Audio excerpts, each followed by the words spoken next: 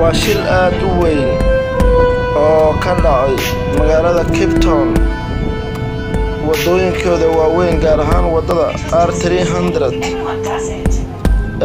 shilkaani si aad arkaysaan dadkii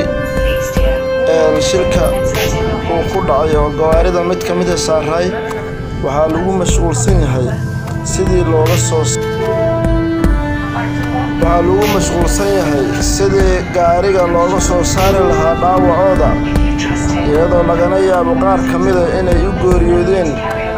jugtii shilka ka soo gaartay muddo saacado ah oo la sugayay qaybo ka mid ah dadka qaabilsan inay gawaarida ka jaraan markii xaaladaha noocaan oo kalaan dadka gudaha ugu jira oo markuu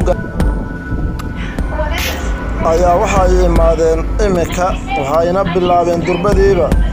sidii ay u jari lahaayeen ama ay u jarjari lahaayeen qaybaha kore ee gaariga isla markaana ay uga soo saari lahaayeen dadka gudaha